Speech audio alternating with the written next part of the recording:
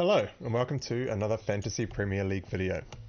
My name is Steve and I've got some issues that have crept into my squad as I'm staring at 4 flags and a Bulldog and Kabore in my squad as cover for these flagged players. So it's not an ideal situation to be in. Trippier is suspended this week, having picked up his 5th yellow card. Johnstone is flagged and was playing City anyway. And we're getting mixed information about what's happening with Haaland. Both Hee Chan and Palmer are on 4 yellow cards each. And we're heading into a blank next week. Wilson is also back for Newcastle. So my Isaac pick isn't as minutes secured as what he has been over the past few weeks. Now, I do still have my wildcard up my sleeve, and having done the analysis in my earlier videos this week, I have now locked in the fact that I will be using my wildcard in game week 19. So we're actually looking at some very short-term moves this week in order to field a strong 11. So I actually only managed to put out 10 men onto the pitch last week. So there's a lot to deal with. But before we get started, if you're not already a subscriber to this channel, consider subscribing. It really helps the channel out. And if you enjoy the following content, make sure to give it a thumbs up. So I'll do a quick team readout. Now, miraculously, Turner for Nottingham Forest has somehow worked his way into the squad, having missed game weeks 11 through to 15. He played 90 minutes against Wolves. So I will be starting him this week with Johnstone injured and playing Man City anyway. Now, I think Turner's probably going to concede in this match as Spurs are attacking very well, but I've got other issues to deal with, so we'll just take whatever we can get from Turner, hopefully some save points. We've got Saliba at home to Brighton.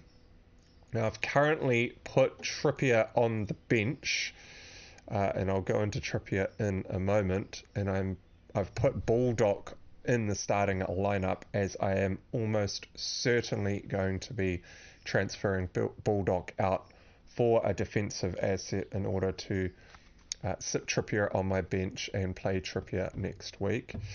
Lascelles is at home to Fulham. We've got Saka at home to Brighton.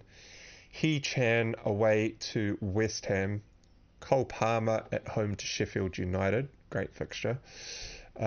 Son is away to Nottingham Forest. Salah at home to Manchester United. Isaac at home to Fulham. The orange flagged Haaland at home to Crystal Palace. We'll go into Haaland in a little bit more detail in a minute. And then on the bench we've got Johnstone flagged, Trippier suspended, Kabore, my only playing bench member, away to Bournemouth, and Woodrow, who is flagged and not playing. So first things first, Trippier picked up his 5th yellow card last week and is suspended just for this one match against Fulham. And considering I have an extremely light bench, I would either need to play Bulldog away to Chelsea or Kabore away to a very attacking Bournemouth side if I was to make no defensive transfers. Now, neither of these options fill me with confidence, so I am looking to make a defensive transfer here. And additionally, it looks like Haaland won't be fit and available for the weekend, and he blanks in game week 18 next week anyway. So the last we've heard from the Man City camp was a quote from Pep Guardiola after the Red Star Belgrade match that happened midweek. And the City boss told reporters at a press conference when asked about Haaland. He will be back on Thursday, I think. We will see how he feels. I don't know right now, and then in brackets, when he will be back. But the next press conference, I could be more precise. So, reading into that comment, it sounds like Haaland was left out of the squad. He didn't travel to Red Star Belgrade. He was probably due back at the City Ground on Thursday, and they will assess him as of Thursday. And then there will be a press conference tonight where Pep is going to comment further, having seen what him and the medical staff come up with as they review Haaland. Now, we'll obviously need to hear from Pep's press conference overnight tonight, so I'll actually be setting an early morning alarm to check in on what was said, because this press conference will be happening while I'm asleep. But my guess is that he won't be available for the Palace fixture this weekend. Now, I only have one free transfer, so it's looking very likely that I'll be taking yet another hit this weekend, which isn't ideal, but having gone through all the analysis on the wildcard, I don't think it's worthwhile pulling the wildcard forward just to avoid taking a hit this week. So if you are interested in all of that reasoning, check out the other video from earlier this week. Now, Trippier has a very good looking fixture next week away to Luton, so I'm planning to hold Trippier on my bench this week and play him in game week 18, and that'll probably be his last game in my team, as I'm almost certainly going to be selling Trippier on my wildcard when I wildcard in game week 19. So I'm benching Trippier to play him away to Luton next week.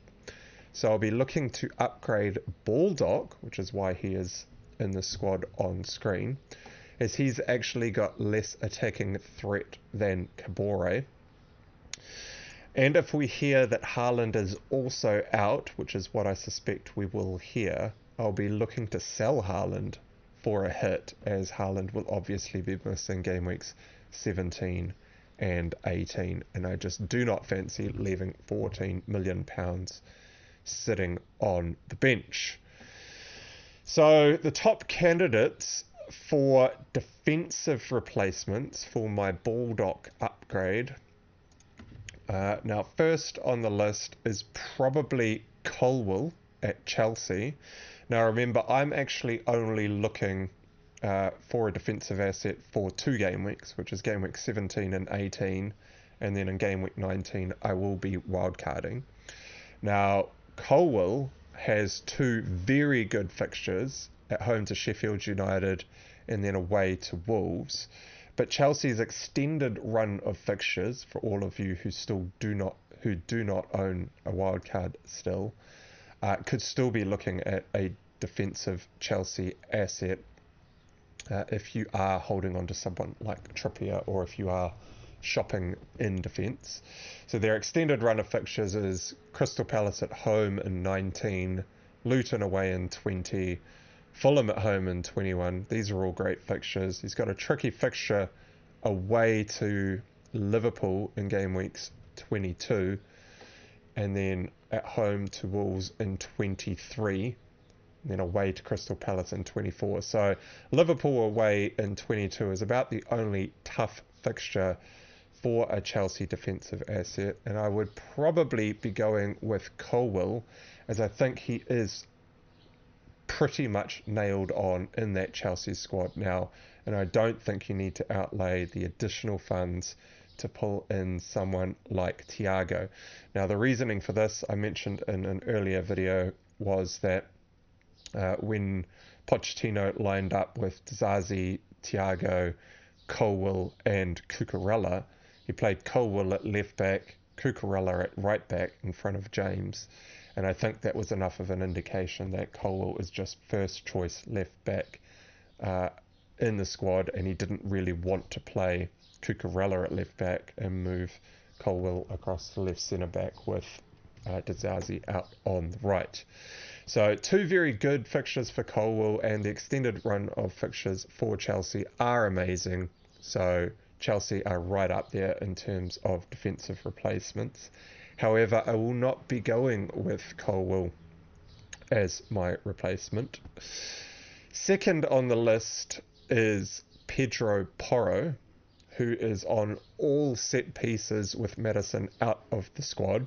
So he comes with heaps of attacking threat. And in fact, I think he's got, is it like 4 assists in the last 1, 2, 3, 4. So in the last 5 games, Pedro Porro has come away with an assist. No clean sheets since game week 9. Now that's largely due to the injuries in the Spurs camp, with Van der Ven still red flagged, and Romero, who's actually lucky not to be suspended at the moment yet again, but they're without Van der Ven, Perisic, Dyer, Sessegnon, etc. So their defensive backline is a little bit weak at the moment, but with the amount of attacking threat that Porro comes with and the run of fixtures that Spurs have from a defensive point of view, looks like they could come through with some clean sheets, even though they're still without Van der Ven. The 2 short turnaround fixtures is Nottingham Forest away.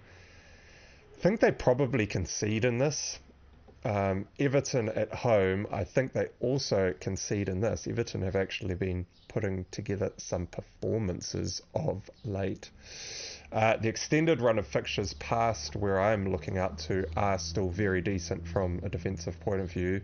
Brighton away, they could potentially keep a clean sheet here, although I'd probably guess that they concede.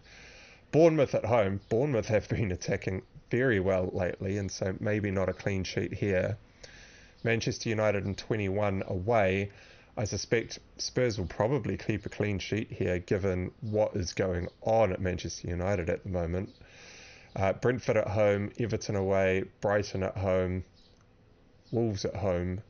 I mean, these, you could imagine that Spurs keep maybe a couple of clean sheets across this run of fixtures, but Porro should be good for attacking returns across this run of fixtures. However, I think I'm going to delay the purchase of Porro until I wildcard in game week 19, because the player that I am actually looking to bring in for this very short turnaround of games is Senesi at Bournemouth. Now, Senesi at Bournemouth has been putting up some extremely good defensive figures. As you can see on screen, this last column is the expected goals conceded across the last 5 fixtures, and it is the lowest across all teams in the league apart from Arsenal. So Bournemouth expected to concede 4 goals in the last 5 game weeks. And if we have a look at their last 5 game weeks, where have they gone here? So they've had to play Newcastle, tough game, they kept a clean sheet. Sheffield United away, okay, not such a tough defensive fixture, but they only conceded once. They've had to play Aston Villa, very good attacking team. Crystal Palace, okay, they have been struggling to score goals. And then Manchester United last week, who they absolutely spanked, actually got the clean sheet in this match. And so 4 goals across expected to concede across that run of 5 fixtures is some very good going from the Bournemouth lads. And Senesi has actually scored 2 goals in the past 2 weeks, showing that he comes with a decent amount of attacking threat and is currently in form. So Porro comes with attacking threat, but no real clean sheets, I don't think. Colwill probably comes with some clean sheet potential, but no attacking threat, whereas Senesi at Bournemouth comes with both, and I always like to go with players that have as many routes to points as possible. And so I will be looking to bring Senesi in. I only need him in my squad for the next 2 game weeks, which they have Luton at home and then Forest away. Now, I know a lot of you don't have your wild card out there, and so the extended run of fixtures for Bournemouth is a little bit of a mixed bag. Past game week 18 and game week 19, they have Fulham at home, then 2 very tough defensive fixtures of Tottenham away and Liverpool at home. These are horrific defensive fixtures, and so you will need some bench cover for someone like a Senesi. They're then away to West Ham, which doesn't look like a clean sheet, but then they have Forest at home and Fulham away in 23 and 24. So if you can cover these 3 fixtures in the middle in game weeks 20, 21 and 22, you could look to bring someone like a Senesi in if you are shopping in defense. Now I feel like I've got a sneeze coming on, but it's just on the edge, so excuse me, my eyes are probably watering now. So I will be selling this week Baldock for Senesi to play for the next 2 game weeks. If I just go back to my team lineup here. And so then that only leaves Haaland. Now, my guess is we are going to hear from Pep overnight that Haaland is out for this Crystal Palace match. And if that is the case, I will be selling Haaland for a hit.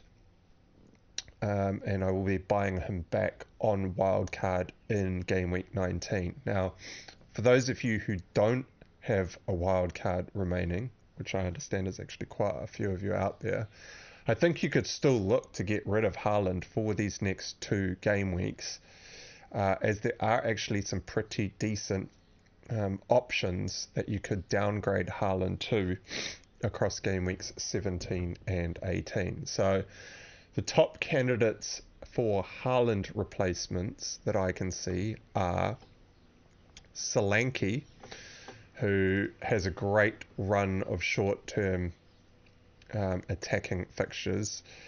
Even the fixture in game week 20 away to Tottenham is actually a pretty decent attacking fixture for Bournemouth, as Spurs are struggling to keep clean sheets. I mean, the Liverpool fixture in 21 is not ideal, but West Ham, great attacking fixture. Nottingham Forest in 23, great attacking fixture. And then Fulham in 24. I mean, this is a great run of fixtures for Solanke. He's on pens, and Bournemouth have been attacking very well of late.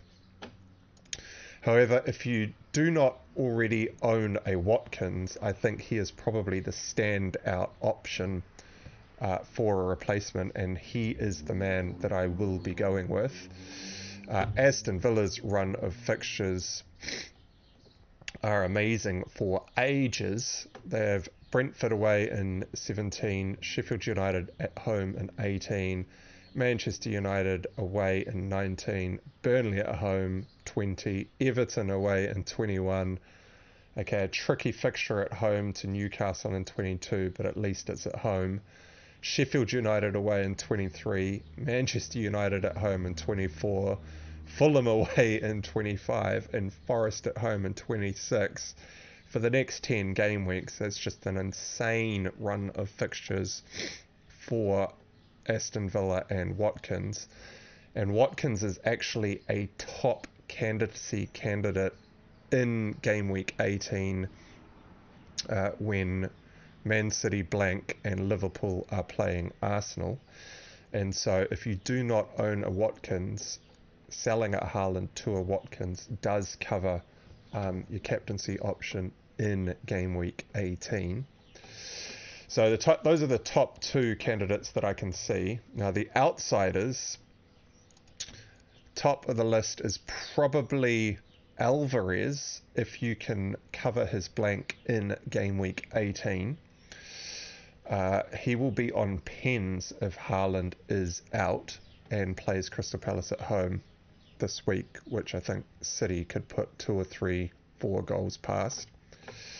Next on the list is probably Isak at Newcastle.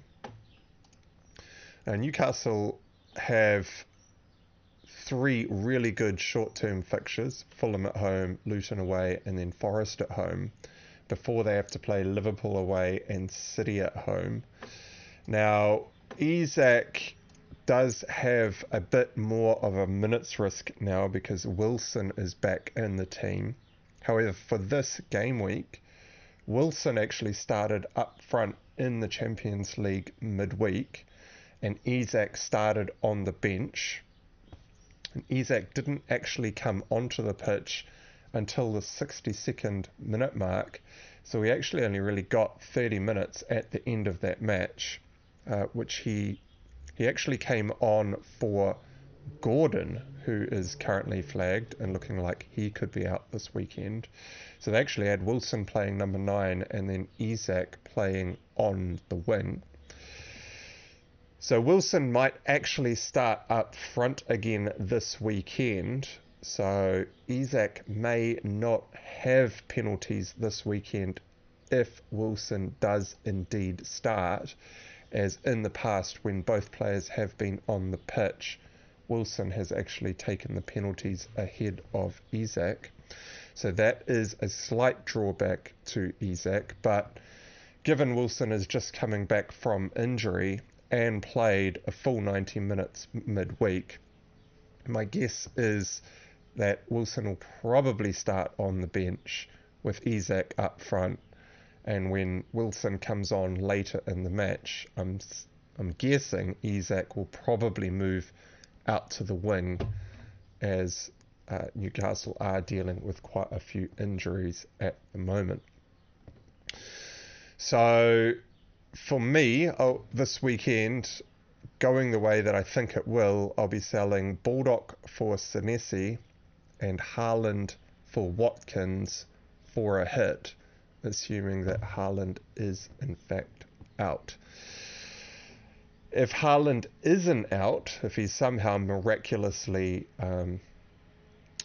ready this weekend, I will obviously be holding on to him and playing him because Crystal Palace at home is a great fixture, but I will be selling Haaland in game week 18 for Watkins anyway, as I'm actually dead ending my team into game week 19. So that just leaves captaincy. Now the standout captaincy shout this week has to be Salah. Manchester United, he's got Manchester United at home this weekend. They have been playing some very poor football lately, and as I've already mentioned, they got absolutely spanked by Bournemouth last week, 3-0 at Old Trafford. And it would have actually been 4-0 had the last goal not been pulled back for an unlucky handball. It was a terrible showing from Manchester United. And on top of that, Manchester United are injury ravaged and do have some suspensions. So the likely backline that will be starting for United this weekend will likely be Wan-Bissaka at right back, Varane, who hasn't actually started in the Premier League since game week 7, Evans, who is a 36-year-old player who was, I think, only bought as a backup to the backup for the centre-backs, and then Dalot at left-back, or maybe even potentially Regulion, but I suspect it will probably be Dalot that starts at left-back. So that's a very makeshift backline for United. But additionally, where all the problems are generating from United is actually in the middle of the park. And with the injuries and suspensions that we have in the middle of the park, they are going to offer very little defensive cover for a very makeshift backline. So Fernandes is currently suspended and won't be playing. Eriksen, Casemiro and Mount are all red flagged. Rashford is also flagged and currently out of favour as he hasn't been putting performances together. And so the midfield three, the three in the centre of the park, will likely be McTominay, Amrabat, and either Kobe Mainu or maybe Hannibal in the middle of the park, which is going to get absolutely torn to shreds by Liverpool. This could be similar to what happened last season where we conceded, I think it was 7 goals. We could get absolutely pumped at the weekend, and so Salah is just stand out front and runner for captaincy this weekend. Now, vice captaincy always needs some consideration, as what we saw in game week 16. We all got our vice captaincy as our captains. I think for me, I think Son is the top of the list for the vice captaincy, with Cole Palmer coming a very close second.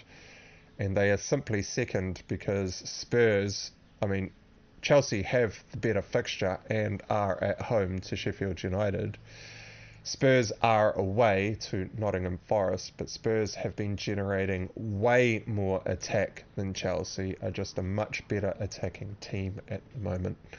And so my vice captaincy will be staying on Son for game week 17. And that is it for today's video. So if you enjoyed this video and got something out of it, press the like button and consider subscribing. And if not, that's all good too. I appreciate you watching. And until next time, cheers.